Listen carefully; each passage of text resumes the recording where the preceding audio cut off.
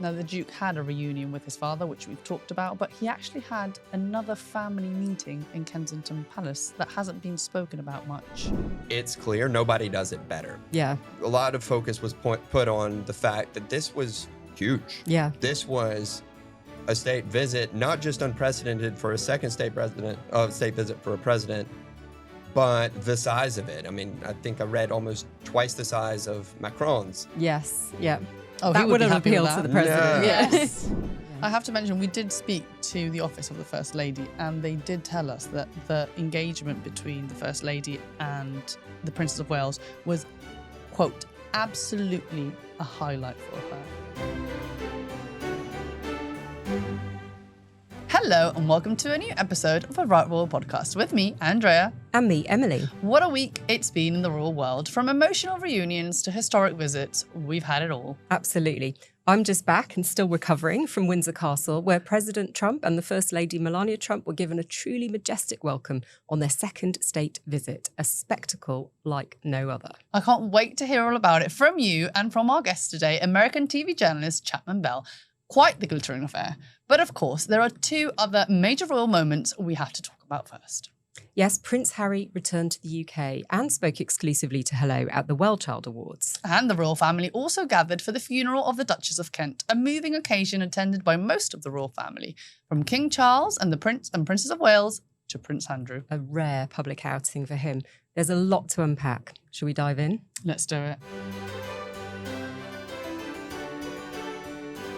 WellChild. Shall we start with WellChild? It feels like it was ages ago, but it's just a lot has happened this week. It feels like the last fortnight has been about 20 years. Yes. I know we always joke about never a dull moment in the royal beat, but really, not one really single dull moment. No, exactly.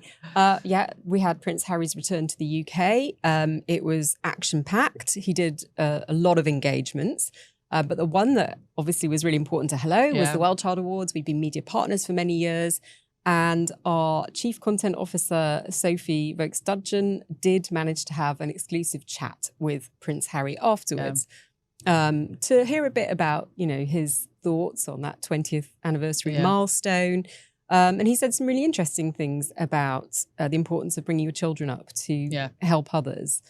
All lovely stuff. Yeah. And from my perspective as well, watching him with the kids, he always spends about an hour with the winners before the ceremony. Is just really special. It obviously means a great deal to them. But, the news did not stop on the Monday of his 4-day visit. I have to say, though, a lot of people said, oh, he's so good at what he does. I mean, it's not new. That's not news to anyone who's followed the royal family for any length of time. And he used to be one of the popular royals 100%. Before he left. Yeah. So this is, the Harry that we saw last week is the Harry we've always really known. I think so. I mean, he's a lot has been said from various quarters, not least from his own mouth and in his memoir, about the fact that people don't know the real Harry. Yeah. But certainly it's what he's good at. And he had a really good week, PR-wise. Yeah. He's had a difficult few years. His popularity has gone down significantly in the UK since he departed for the United States. And this was really, I think, about re-establishing connections with his UK-based charities and patronages. But it also helped to remind people of, the impact he can have on organisations that he supports. Now, one thing I noticed that was different from other royals and other times. Now, we were there, obviously, together at the WellChild Awards, and I was waiting for his arrival outside.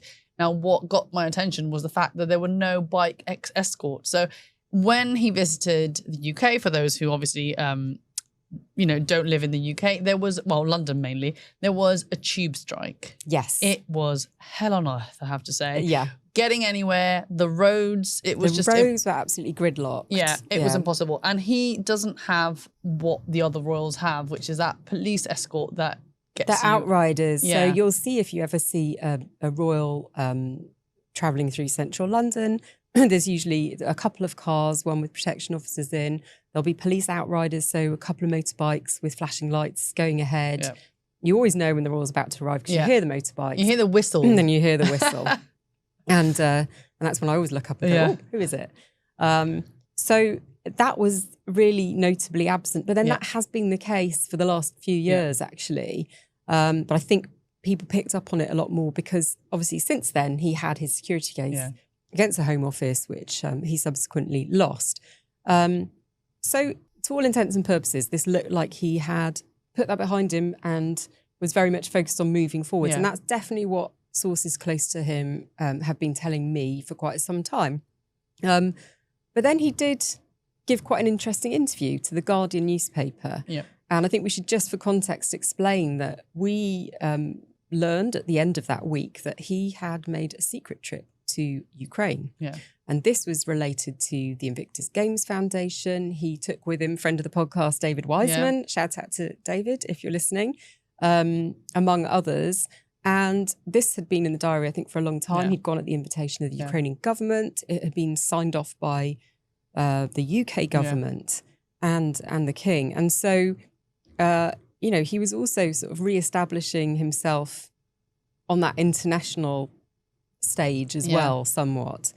But he took the Guardian newspaper with him. And it was an interesting choice. It was an interesting choice because they're not known for their royalist sympathies in any way. They've never been part of the Royal Rota. No. I mean, they do have a correspondent who does cover royal events, but they prefer to keep a distance. Yeah. And it was interesting because having gone through this 4 days in the UK and a day in Ukraine, really not putting a foot wrong. Yeah. He then made a few comments in the interview, which I think have divided, raised a few eyebrows, I think is the way that I would describe it. What did you make of it? Well, first of all, when I saw the Guardian were there, I was very shocked. The comments, I might not agree with some, I might agree with others. I don't think they were necessary because his visit to the UK was just so well put together. Yeah. It just went so well that I think that kind of ruined it a tiny bit, if I may say so. For me, it might not be the case for everyone else. I think there was no need to go back to those interviews that can be taken out of context or that can be read in a different way. I think we could have done without that. And I think, in defence of The Guardian, they obviously agreed to go and cover his visit, but, reserved the right to ask him the questions they wanted to ask. And that was really interesting because, the top lines that came out of it were the fact that he says his conscience is clear. Yeah. He doesn't regret saying the things that he said. And also that the focus has to be on his king over the coming year. And he's already made some remarks about the king's health, which upset quite a few people. It felt like, and we haven't even discussed the fact that, of course, he saw his father while he was in the UK. And I think most people would have made the assumption that in seeing his father, he had sort of accepted that a line had been drawn in the sand, time to move on. And absolutely, this was about regaining trust and showing that you're not going to relay private conversations. And he hasn't relayed a private conversation. But it is a reminder that he doesn't have any sort of compunction now to keep things to himself. He will speak out and he will share his opinions in a way that he couldn't before. I do think that at the time of that interview, though, I don't think he would have answered those questions and given those answers before he had secured a meeting with the king. Now, let's go back actually to that moment. Now, I was with the Duke just moments before he went to see his father. Now, we didn't know if it would or wouldn't happen, but really we knew that was the window. And I think everyone was prepared because the photographers that were there to capture his arrival at this engagement, half of them left immediately after to get to the other side of London. Again, during a tube strike, traffic, it's madness. And we knew that the king was flying back from Aberdeen. Yeah, and we knew that he was on his way. Now, when he left the engagement, a crowd had gathered around me. They were very lovely. Fans? Yeah, my fans. They were actually lovely. And he just, very casually said, I have to go. I'm so late. And that was our first hint because we knew he had another engagement. He wasn't late for that, at that time. So we knew that he was going somewhere before. And it all made sense, obviously, afterwards because he was, pictured and filmed going into Clarence's house. Yeah, for a private tea with his father. And he was inside the gates for about 54 minutes. Yeah. Longer than the last time he visited. I'm not sure he was in with his father for that whole period because the king actually had quite a busy afternoon of engagements. He had meetings immediately before and afterwards. Yeah. But, you know, I think most people saw this as a you know, reassuring sign that there is some sort of hope of a thawing in their relationship. And from what Harry told The Guardian, it's obviously a priority for him at the moment. But there's a long way to go, isn't there? You're not going to resolve several years' worth of difficulty in 50 minutes. Yeah. Now, we've spoken to a friend of the Duke who has told us that he is already buzzing to get back and do more. That's right. And his only regret was not being able to stay longer and see more people. Yeah, I mean, it felt like a success to them. I think in his camp, they very much viewed this as a really positive step forward. And he, you know, his passion is still there for his patronages. That hasn't changed at all. Who do we attribute this success to, though? Do we think this is all the new team? Because a lot has been said about the new team. But was this in the diary long ago with the previous team, or is this all Harry? It's a really interesting question, Andrea. I think when it comes to the actual engagements, I think a lot of them had been in the planning for really very many months. You know, WellChild 20th anniversary had been a year in the planning at least. I think what was different this time is that there was like the whole gamut of British media really invited and included in updates. And that's a real departure. You know, if you think about when Harry and Meghan left the UK, even before that, when they first announced, when Harry first announced he was going to be taking legal action against several newspapers, they were very much cut off from communications from the Sussex camp. So it's interesting now that they've decided to be much more inclusive, and actually they're reaching out to people from all kinds of different publications. So I think, you know, that really ensured that they got the acres of coverage that they got. Yeah. Now, I've been told that the next time he visits, we should be prepared because it might not just be him. What are your thoughts on that? Well, I think that absolutely he wants to be able to bring his family back. I'm sure it's something that he will have discussed with the king. We know the king would really love to see his grandchildren. It's been a really long time coming. So there's no way on earth that they won't be given proper security and protection when the time comes. And, you know, obviously for both their sakes, you would hope that won't be too far off. But it does leave a slightly difficult dynamic in that his relationship, Harry's relationship with Prince William, is still virtually non-existent at the moment. Now, the Duke had a reunion with his father, which we've talked about, but he actually had another family meeting in Kensington Palace that hasn't been spoken about much. No, that's right. There's been a lot said about the fact that Harry didn't stay to attend the Duchess of Kent's funeral this week. I think given how long he was in the country and then in Ukraine, not particularly surprising. But I understand he did actually go and visit the Duke of Kent and offered his condolences at Kensington Palace while he was in the UK. So, you know, make of that what you will. He didn't attend the funeral, but he did make the effort to go and show his support. It's nice that he's rebuilding bridges. Not that he burnt any bridges with the Duke of Kent, but he's getting back in with family. And we know that he has visited family, friends and colleagues during his whirlwind trip to the UK. So that's really good to hear. I think so. And also it just goes to show that when there's a death in the family, you sort of have to put politics aside, and it's a sort of natural response to want to show your support. So obviously we've mentioned the Duchess of Kent's death, and I think we should go straight into that. Now, she had been unwell for a long time.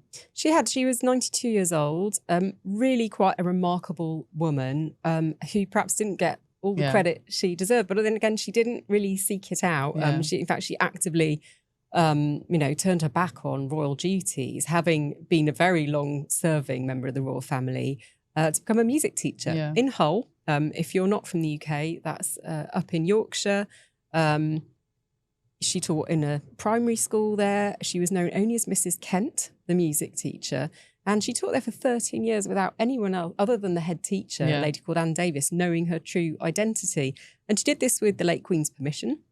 She also renounced her HRH styling. And, you know, I think it really says a lot about her. She was a bit of a royal rebel. You know, she was the original caring Kate. We talk a lot about Kate on the podcast, and she was known as caring Kate by the media a few decades back. But you know, she's very well remembered for being tactile, hugging, famously for Jana Novotná when she lost the Wimbledon ladies finals. I love that video. It's very, very sweet. But, you know, I was looking back at some of the archive photographs when we were preparing her obituary, and there were so many pictures of her, you know, with her arm around people, with a child on her lap. I covered her funeral this week at Westminster Cathedral, and that's something we'll get onto in a moment, because it was the first Catholic royal funeral to take place in this country for around 300 years. But afterwards I spoke to Cardinal Vincent Nichols, who's head of the Catholic Church in this country, and he said that she was a woman who was brimful of kindness. You know, that everything she did really reflected her support for others. And there were some lovely lines in the eulogy that was given by another member of the clergy about the fact that she didn't have any pretensions. So she used to go to Lourdes, which is a Catholic site of pilgrimage in southern France, and she'd be happy to muck in and clean the toilets and care for very, very sick people in hospital. So it's really quite interesting. You know, we hear a lot about service and members of the royal family doing all this kind of stuff, but she really, really went for it. Now, let's go to the funeral, because you were there really from very early on. Oh, how was it? I mean, I still have like flashbacks from the last funeral. So I didn't know quite what to expect with this one, you know, in terms of bridges and what would happen. But we still had that, you know, mourning period. But the royals were quite active. Obviously, they did do, well, they either wore an armband, a black armband, or black clothing. So we did have a bit of that during that There was week. a period of royal mourning up to and including the day of the funeral. But, you know, what was lovely was this was the whole royal family coming together, as we've not seen for a while, and showing support for the Duke of Kent, because, you know, this is a really difficult thing to go through. He's 89 years old. He's been an absolute stalwart of the royal family over so many years. And it was lovely to see them all turn out. What was really interesting about it is, obviously, usually with royal precedents, you have the king and queen would emerge from the cathedral first, but this time around it was the Duke and his family, and then other members of the royal family came and kind of stood behind and to the side, and it really showed that the focus was absolutely on him on that very sad day. Well, you say that, but front and centre was Prince Andrew. Yes. Because he was literally front row, making himself very visible. It was really quite awkward to watch, I must be honest. He's not been seen in public with other members of the family for quite some time, and there was sort of quite an uncomfortable thing to watch as he came out and didn't really know where to put himself. And other members of the family were not particularly wanting to engage with him, and that was very clear.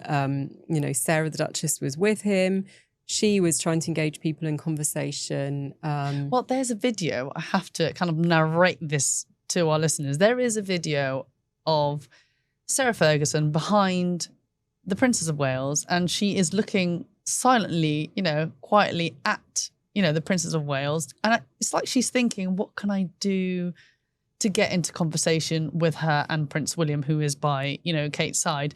Now, she thinks, and then she kind of makes a comment which makes, you know, the Princess of Wales turn around, but they are not getting into it at all. They just turn back around in respect, watch, you know, the proceedings as they're happening.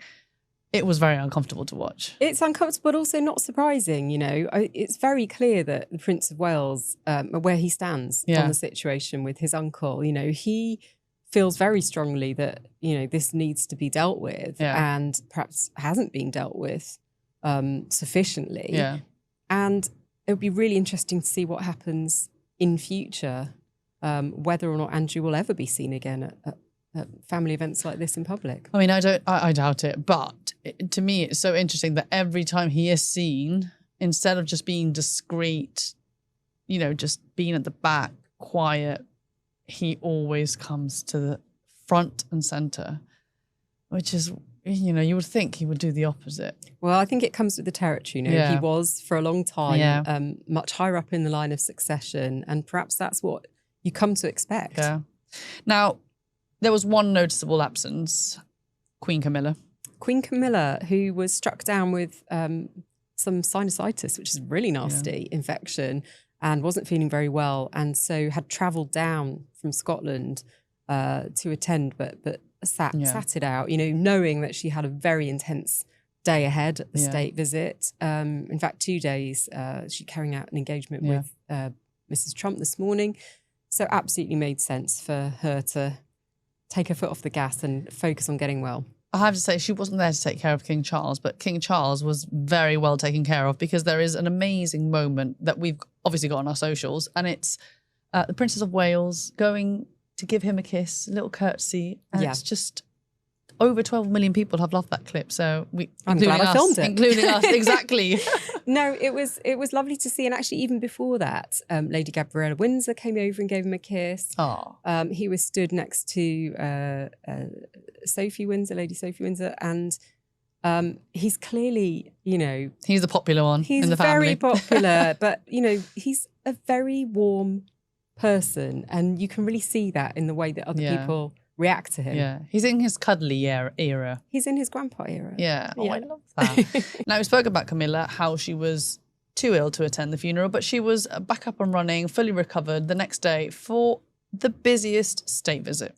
Yes, I mean, I think she did the right thing, because I feel exhausted just having covered it, and I wasn't on camera. It's been quite a whirlwind 48 hours. I think we should bring in our guest, though, to talk a bit more about it. What do you think? So it's Chapman Bell. He's a US TV journalist, and he has a lot of opinions about this visit. Let's talk to him. Chapman Bell, welcome to A Right Roll podcast. Thanks for having me. We're delighted to have you here, because we really wanted an American voice to discuss the state visit this week. But first up, what has been your overall impression of it? Well, I think it was mission accomplished. It was an unprecedented second state visit for a U.S. president. I mean, the United States, I think it was only like the fourth ever state visit by a U.S. president. Trump has the honor of being the first U.S. president to have two, and the first U.S. president to have one with King Charles after his previous one with the late Queen Elizabeth. So I think he made it clear how big of an honor it was, and even joked that, you know, he hopes no one else ever gets this honor. It was very funny. But I think he does have a huge respect for the royal family. He does often talk about his connection to the United Kingdom, with his mother being born in Scotland. So it was important, I think, on a political level, but it actually looked comfortable. I think the royal family looked comfortable. I think the president looked comfortable. And I think it's a good distraction with all that's going on in the world right now. The president has a lot to deal with in the United States domestically right now, but internationally as well. And I think it probably was a bit of a relief to enjoy it, to have the pomp and circumstance and all the pageantry, and to be with a head of state that is not going to be politics. Yeah. And to just enjoy what, you know, was blatantly put forward by both sides last night, the special relationship. Yeah, it was interesting, wasn't it? Because in his speech, he said the word special doesn't begin to sum it up. I mean, I was really quite taken aback by his speech.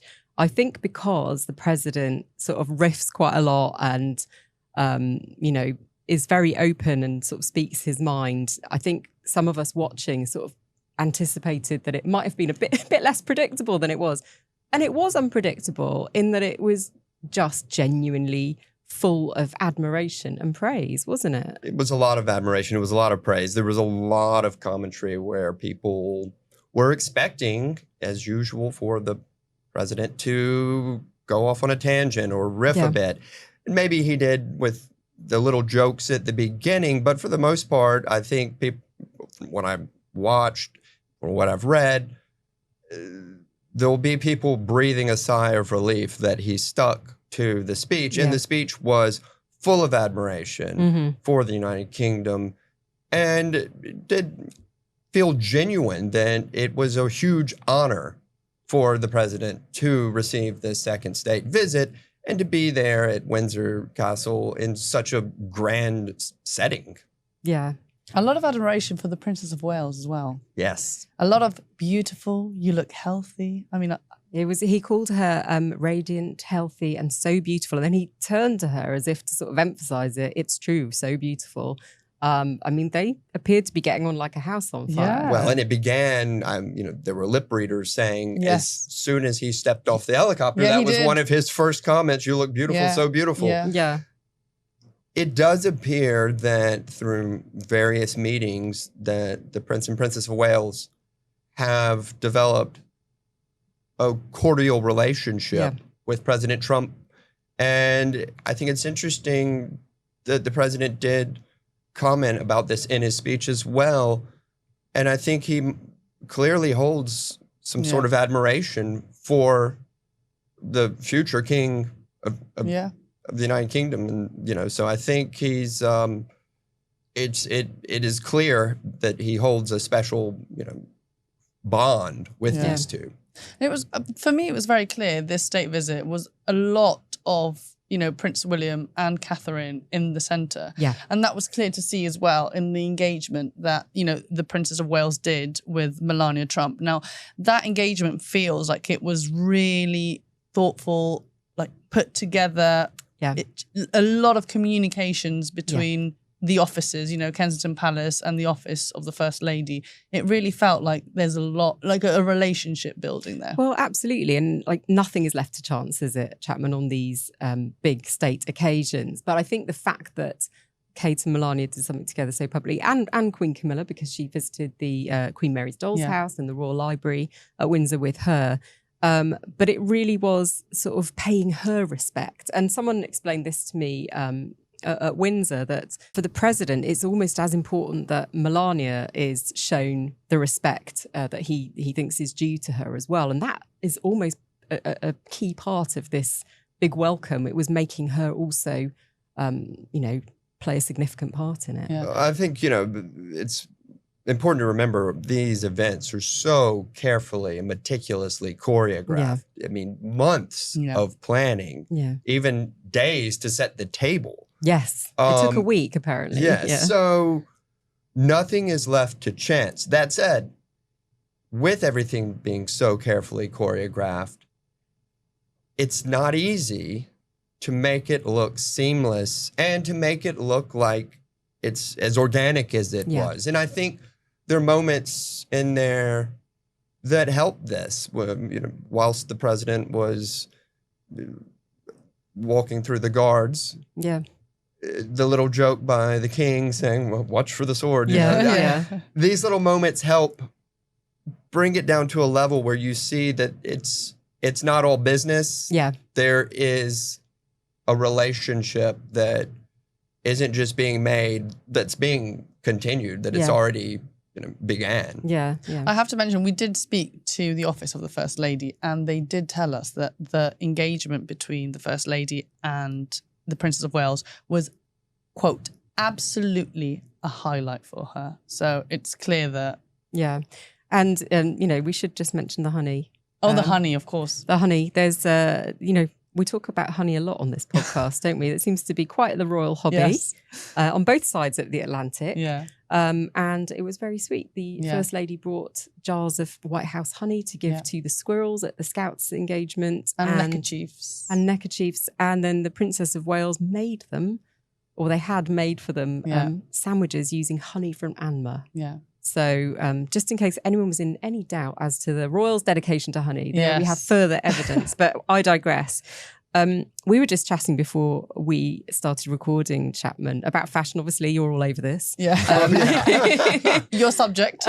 But you made some interesting. We'll get on to the finer details in a moment. But you made quite an interesting observation about the Trumps. And I don't think this is not negative in any way. As you know, I covered the royals for many, many years, 2 decades or so. Yeah. And while there's nothing in protocol that says you can't, purple is a royal color. Yeah. And I was always, when getting dressed to go to royal events or packing for tours, I've got several purple ties that I love. Mm-hmm. And I was like, does it look bad? Were you worried someone might think you were a prince? Well, no. But I was just always like, is it, should I wear purple? Yeah. It's their color. Yeah. Interestingly, the president and the first lady stepped off helicopter Marine One in a purple tie and a purple hat, and it's not a color that I necessarily see the president wear often, but we pointed out, these things are so carefully choreographed. Yeah. I imagine, if anything, it must have been kind of like a symbol of gratitude that he was in the presence of royalty, and I can only assume, I'm just guessing that maybe there was that reasoning behind it, not wearing a politically colored tie. Yeah. Yes. But wearing something that says I'm with the royals. But I think... Yeah, because he does normally wear red, doesn't he? He does. Yeah. And so I thought it was just kind of interesting to see them both walk off Marine One with, a touch of purple, for the royals. Now, maybe I should have never worried so much about wearing a purple tie. I think you should embrace your purple instincts, definitely. Now, seeing as you know a lot about fashion, what did you think of Melania's hat and the reason behind her wearing that hat? Because she did not take that hat off, not even for lunch. And my thinking is she wants to go a bit incognito, I feel. Leave kind of her husband to be at the front. She doesn't want to be a focus, but then she accidentally becomes the focus. Potentially, the other theory is many people were pointing out is just how windy it was out That's there. True. I was just impressed it stayed on. Yeah. And the fact that the people were pointing out that both the president and the king, there's a lot of hair flying around. Constantly, touching it down. So maybe it was it was practical as well. That is a good explanation. I think she, as a first lady, has often tried to make that point clear, that she's not trying to overtake the show. Yeah. And I think, again, it's a personal decision, I would imagine, but it also goes into that choreography of these big events. Yeah. That said, it actually worked well, because once she walked in to the formal banquet and dinner, without the hat on and with that yellow the impact dress, was huge. Yeah. The comments were, oh, wow, we can see her now. Yeah. So, maybe it was kind of like a surprise. Yeah. I mean, that was something a lot of people were discussing yesterday. And she genuinely looked so happy to be at the banquet last night. I was watching her. I mean, it was absolutely fascinating to see the interaction between all of those people involved in the table. I just need to bore you very quickly about this. The table was the length of 2 Marine Ones laid end to end. That is extraordinary, isn't it? I think we've got 139 candles, 1,452 pieces of cutlery. Glad I wasn't washing up. And 160 guests, more than 100 staff serving them. It's such a thing to coordinate. But then you have the people right at the very centre of it. The king, the president, the queen sitting next to the first lady. She had William on her other side. Obviously, the president delighted to be sitting next to the Princess of Wales. And that was the only thing that anyone could focus on in that moment. I think it's clear nobody does it better. Yeah. I mean, this is why it's so important politically, but also just showing the relationship between the countries, and obviously their state visits with other countries, but with the United States and with the United Kingdom, a lot of focus was put on the fact that this was huge. Yeah. This was a state visit, not just unprecedented for a second state visit for a president, but the size of it. I mean, I think I read almost twice the size of Macron's. Yes. Yeah. Oh, that would have appealed to the president. No. Yes. Yes, but it is showing all the pomp, all the pageantry. And like I said, nobody does it better than the United Kingdom. And particularly for America, now we've talked about this before, you think about the size of this country and the size of the United States. The fascination and the just pure fandom for the royal family in America far, exceeds this country. Yeah. Purely based from size. Yeah. But, also there's the 250th anniversary of America coming up. Yeah. I think it's kind of one of those instances where you don't have a royal family. So you kind of look on in awe. And I think America's kind of adopted the royal family as theirs in a way. Yeah. And throughout the years of me, being a journalist, I've been back to America to visit after being in Ukraine, for instance. And, I go back to see my family and everybody in my hometown. Oh, hey, how are you? How's Kate doing? Yeah. And I'm like, Your close friend, Kate. I kind of know what you know because that's what we've been reporting. But the point is, Also, I've just been in Ukraine, by the way. I'm here, I'm alive. But there is just a huge desire to know about the royal family in America. And I think an event like this just draws so much attention that it really is special for not just the relationship between the countries, but special for the people of America. Is it sort of buying into the fairy tale? Is it the glamour? What is it, do you think? Well, it's the glamour. It's the fairy tale. It's it's also a chance for the royal family, not just, the king and the queen, but the Prince and Princess of Wales. I mean, huge. Yeah. And the fact that the president pointed out specifically the Prince of Wales and the Princess of Wales multiple times, commenting on her beauty, just shows, clearly the respect and the relationship he must have with them, but also I think it's a extension of America's interest in them. Yeah. And how they've navigated their jobs very well. Yeah. Let's talk about Kate's dress as well for a moment, because as someone pointed out, the president likes gold. He built Trump Tower. He likes gold. I mean, this was a masterclass in diplomatic dressing on her part, wasn't it? The gold lace. Philippa Lepley also doing her bit to boost British fashion. Yes. That's a veteran wedding dress designer in the UK. I noticed even the cutlery was gold. Well, they really, really went to town. Yeah. Yes, and that's, that is clear,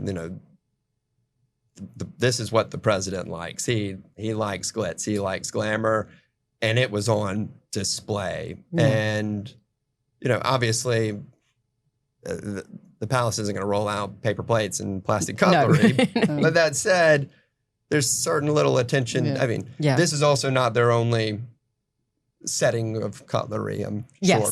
Yeah. They didn't get the IKEA stuff out, did they? No. So, and I think it's there's so much attention to detail, but I think it is important this time in this day and age to really try to establish just how close the countries are linked now.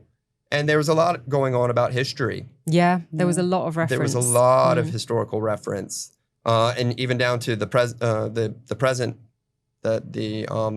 and first lady gave them, the replica of Eisenhower's sword. Yeah, there was talk of World War II. I think the king pointed out in his speech that or maybe vice versa, but that America was I think it was actually the president pointing it out.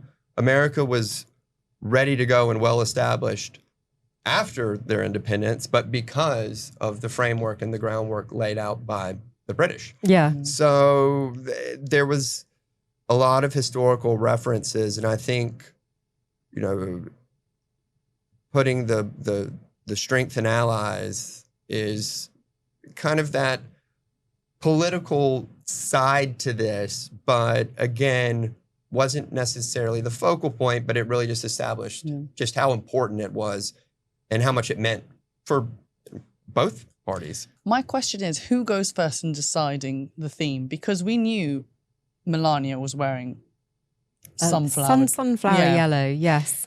So we were wondering, so if she's wearing sunflower yellow, what are the other ladies wearing? Yeah. So who kind of, in these occasions, goes first? This is a great question, and it's not clear because the palace don't like to tell us. Yeah. As you know, especially the Princess of Wales, they only really comment now on her fashion for Big events. ceremonial. I remember when that came out, that they would no longer be commenting. Exactly. But something like this, they know it's going to go all over the world. They want to promote, you know, the designer. They want to really put this on the map.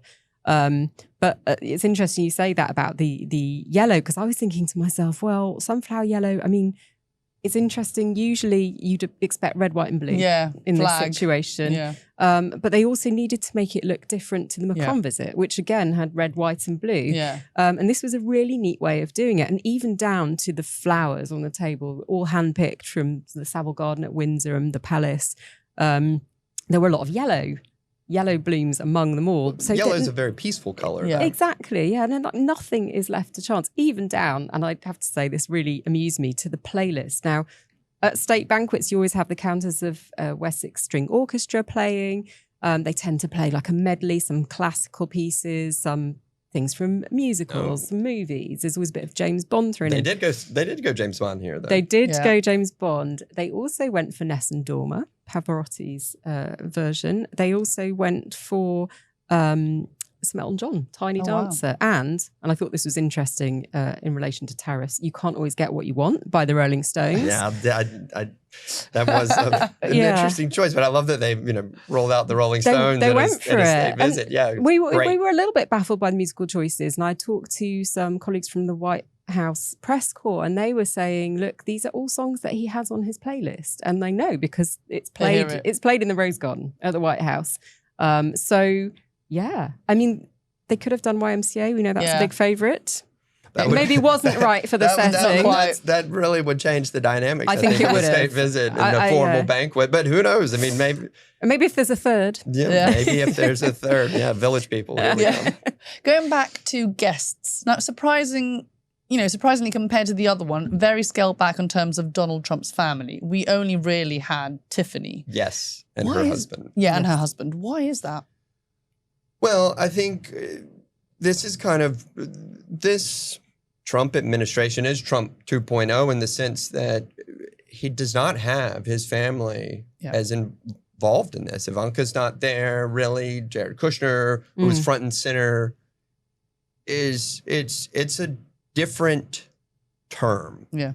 And I think it's great that the president had an opportunity to, have someone else in his family experience such an amazing event that very few people in their lifetime ever get to say they've experienced.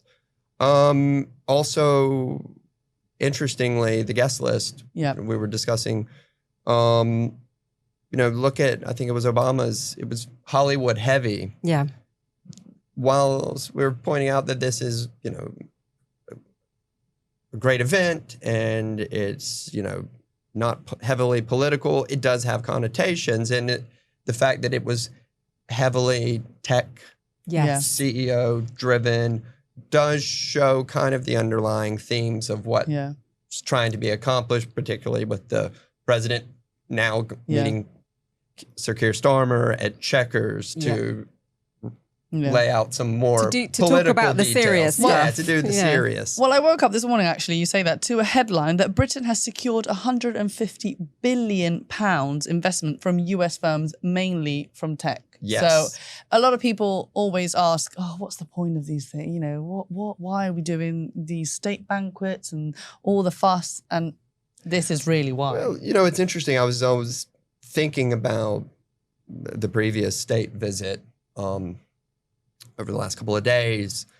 And interestingly, I remember I was on Downing Street. I was reporting from Downing Street when the president arrived for his meeting with Theresa May, who was then prime minister. So a lot has changed. Yeah, a lot. And that was 2019. That was about 10 prime ministers ago. Yeah, exactly. And that was 2019, and kind of getting towards the latter part of President Trump's first term, I guess. And what is interesting is just how much the world has changed. That was Brexit. Yeah. And I was even looking at, you know, some of the pictures I took when I left Downing Street and, walking around the area where all the protesters were outside Downing Street, and the placards. Man, the times have changed, and the references were to hands off our NHS, and it was very Brexit focused. Now, this state visit came early on. The invitation was, presented like very early on, and it was, during all the talk of tariffs, and I think the importance is to show your relationship, your commitment to a relationship, and maybe good things will follow. And I think both countries are trying to secure the best they can, for their countries. And if I remember reading a line from I think it was Eric Trump saying, well, when the tariffs were coming out, like, well, the first people who come to negotiate, I'm sure they'll do well. I would not want to be the last person sitting at the table. Yeah. And I think this was, a very clever attempt and a very well thought out attempt to not be the last person sitting at the table, but to get in there and to try to make something that works for both countries. Yeah. And given the circumstances. And by the time this airs, we'll know a little bit more about what the outcomes of those conversations will be. So it will be fascinating, based on what the president said in his very sort of fulsome praise around the visit, to see how that translates into the policy decisions. I think equally, it's worth pointing out it appears that the president does have a great relationship with the royal family, but also says some very nice things about Sir Keir Starmer. Yes. His joked, he's more liberal than I am, but he's a great guy. Yeah. So it seems like there is some sort of, rapport between them, which is always very important between prime ministers and U.S. presidents. Yeah. And as you said, maybe he is a little bit longer lasting to kind of keep this relationship going. Yeah, of course. Than we've seen in the last few years. Previous 2 years, yes. I know. Let's talk a little bit as well about what the guests got to enjoy, because I was lucky enough to have a table preview, so I get to walk around and look at this all and then go and eat a sandwich in another room. Very nice sandwiches, no complaints there. But the menu was interesting. And again, talking to US colleagues who were there, they were surprised that it was something that they might not expect to see the president eating. We know he has very specific tastes when it comes to what he eats. What are they, Chapman? Well, it's been said that he likes McDonald's. Yeah, you can't have that at a state banquet. It's just not okay. They could do a Buckingham Palace version of McDonald's. I wonder if even a Marine one did a flyby on the McDonald's drive-in on the way. No, I looked at the menu too and thought it was a little bit different from what we normally perceive to be the president's taste. But again, it is a chance to highlight your country and, some very specific parts of the country and, to show just how good British food is and different regional foods are. Yeah. And I think a lot of that also, interestingly, came down to the cocktails. Yes. And the thought, not just the cocktails, but the drinks that were served. You know, there was a lot of emphasis on Churchill. And, you know, the president clearly holds him in high regards, has, you know, commented that he had the bust of him in the Oval Office. And, you know, first coined the special relationship phrase. And I think they served a Paul Roger champagne, which was Churchill's favorite. Yeah. Interestingly, they also had I think a cognac that was from the year of President Trump's mother's birth. 1912. Oh, my. Now, Yes. Now they put a lot of effort into these little details. Now the president is teetotal. Yes, I know. That was it, because there was a 1945 vintage as well. And that was to reflect the fact that he'd been number 45 as well as 47. Yes, and also I think they said it was the closest to his birth year that had been bottled as well. So a lot of effort. Oh my! But the thing for nothing. He didn't taste it. Well, no, I think, but he will have it. appreciated it. Yes, and I think I did read somewhere that it had, you know, these details had been made clear to the president of the effort and the thought process, which I think, you know, it doesn't matter if you drink or not. It's still, it's the thought that counts. Yeah. And clearly this, as we discussed, these things are not arranged overnight. It's not, you know, me inviting you to, you know, dinner tomorrow at the house. McDonald's, right? Yeah. You know, it's kind of like, what are we having? I don't know what's in the fridge.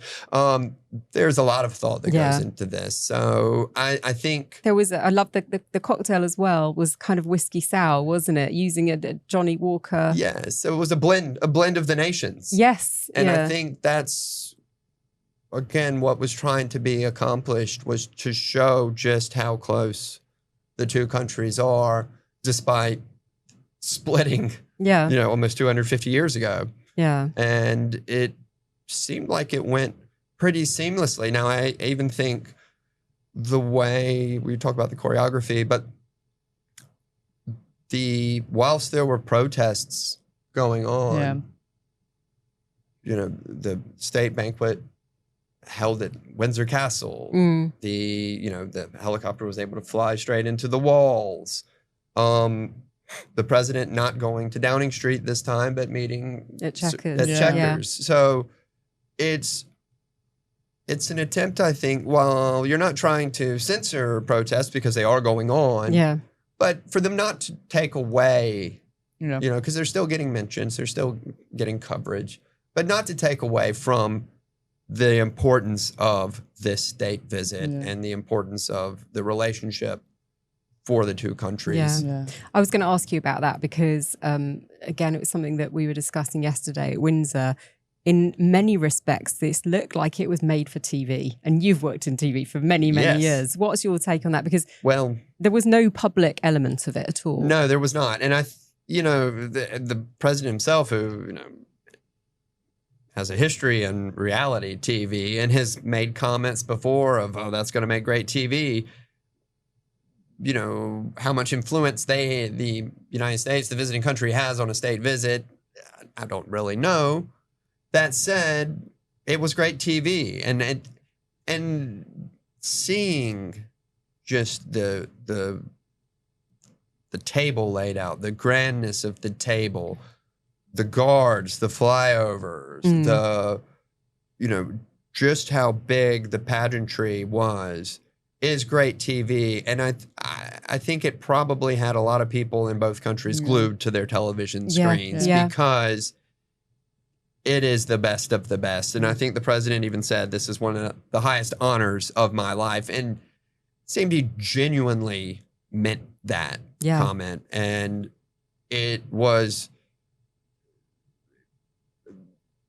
the royal family knows how to roll out a red carpet. Yeah. And this was a big, long red carpet. Correct me if I'm wrong, but when Macron was over, it didn't live stream for 2 days on TV, did it? Because we've had that with this visit. Yeah, I think there's just been unprecedented interest around this, probably because of the times we find ourselves in. The fact that also this felt so much more high stakes. You know, Britain's relationship with France is very long-standing, has generally been very positive.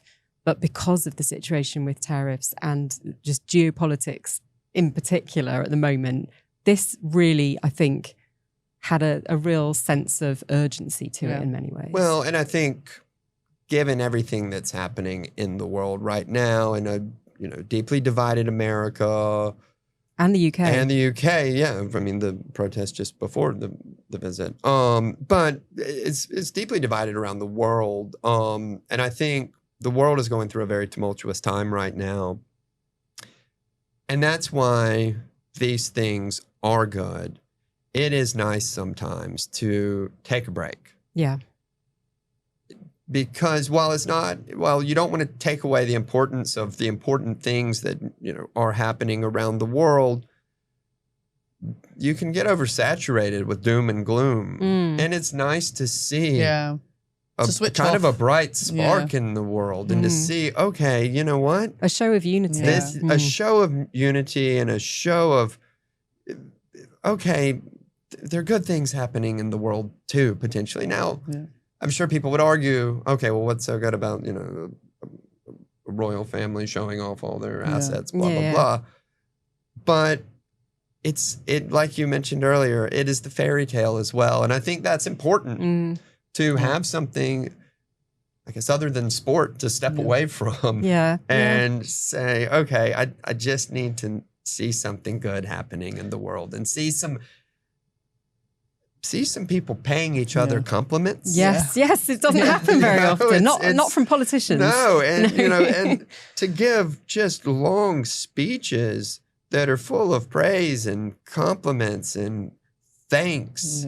And it does kind of lift the spirits. And I think in this day and age, the world kind of needs to lift their spirits. We should do that to each other, like every other. We should have. every other should we have a state? We should have a state visit every other week. A speech full of compliments. Now, for our listeners that didn't have a chance to look at the menu, we've talked about Donald Trump's. We've had our jokes. Donald Trump's love for McDonald's. But what really did he end up eating?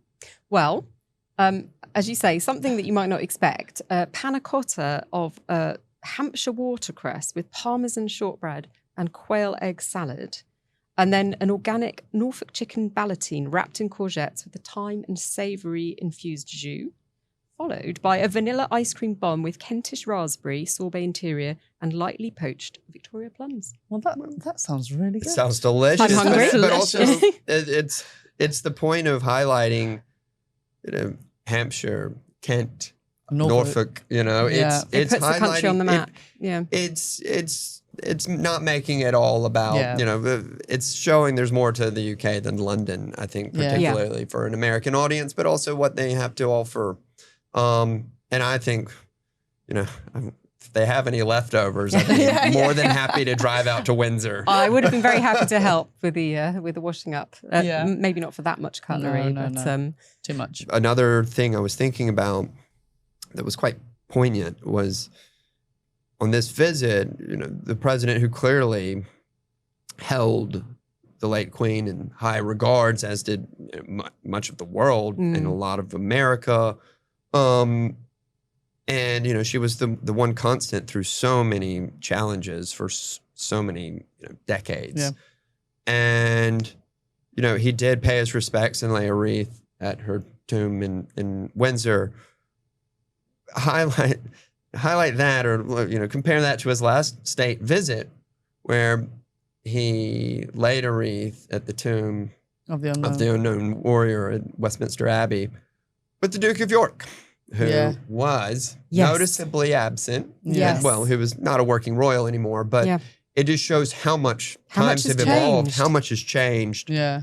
And I think, there was a little bit of drama outside the castle walls. Yes, with the there was whole some protests. Epstein, and Trump relationship. Though, it's important to point out that, a lot of people had relationships with Epstein, and not everybody who did. Including Peter Mandelson, who left his post as US ambassador just a few days before this visit. But I think, it does just show how quickly things can evolve and how it is important to maintain relationships as the world changes. And there's always going to be different agendas and ways to kind of bring people together as the world evolves and families evolve and presidents evolve. You know, everything changes, and it's trying to keep with the times as things change. Yeah.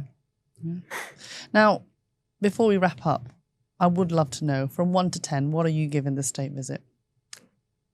I'll be honest. I mean, I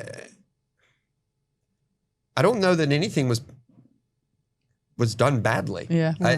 How could you not give it a 10? Yeah. The effort was clear. The motivation, you know, like I said at the beginning, mission accomplished. Yeah. Yeah. I mean, I guess hindsight is always 20/20, and we'll see. But in terms of an effective state visit, you know, a real bond being shown, as we said, compliments and thanks and clear admiration and, you know, almost humility for the honor of it, with a few laughs along the way, but just the pomp and pageantry and circumstance, and it all rather appeared seamlessly. And people I know who were inside, you know, the walls were saying just how like relaxed it seemed. Yeah. So Even the rain stayed away. Yeah. Yes. That's a miracle. So, you know, I'm sure there's always going to be something someone finds, but from the initial point of view, it, you know, why not give it a 10? Yeah. I think everybody seemed happy. People seemed in awe. I mean, I think the president did look a bit tired, but I think he's done a lot. You know, I think it's hard to fly in for these things. And, you know, and he's, you know, I think though his gratitude was clear, and I think the bond and the focus. Yeah, we'll give it a 10 out of 10. What do you give it, a 10 out of 10? I'd have to, absolutely. I give it a 10, yeah. I really enjoyed covering. It was really fascinating. I mean, it's setting a high bar for the next one. It really is. I just think all state banquets and visits from now on should be held at Windsor because it's just such a brilliant venue. But B, you know, there was a fair bit of jeopardy involved in this one because it can be unpredictable. Yeah. But everyone, you know, carried out their roles impeccably. And as you say, it ended up being surprisingly uplifting in some respects. Whatever your thoughts are about the president, his politics, I think when you see the bigger picture of why this is all happening, it does sort of make you realise how valuable the royals are to brand Britain, really. And to 100%. I mean, they are international relations, and particularly for countries like America, where I think it's, you know, it is that fairy tale, that wow, that, you know, seeing the Princess of Wales in a tiara. Yes. You know, these things. Well, This is what Britain can do, and this is what the world thinks is amazing. Now, as I said, it's a high bar. It's a high bar. I mean, I wonder who's coming next. They, you know, Oof. Hopefully they have a little pause now. But I think all eyes on America 250 next year. That's going to be one to watch. I'd be very surprised if our senior royals are not there in full effect. And I think this could be one for William and Kate. Yeah, given the strength of that relationship and that clear admiration that's there. Well, I'd be curious to know if maybe the White House government made a few notes along the way of just how to do it. Here's how they do it. Let's see how we can do it. You know, and exactly. I think it's you know, it is just a truly spectacular event, and that's why these events were always just looked on upon by the world. You know, coronations, jubilees. They're important to the country, but I think a state visit like this has that special extra for the country visiting. Yeah. And I think it was a very special occasion for both countries. Chapman, thank you so much thanks for joining us. Good to see Thank you. It's about time we had. It's nice some for you US to be accents. interviewing me for once. Isn't it just? I know. Actually, I don't know. This wasn't really an interview. A good chat. A good old chat. Good old chat. Good old Yeah, chat. I love chatting with you, and it's nice to actually do it. And maybe other people enjoy our chat. I always enjoy my chat with you. Well, thank you so much for And coming. come back soon. Thanks. Love to.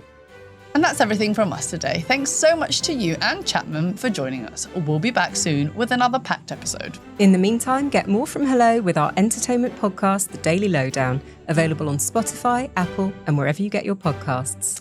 Bye.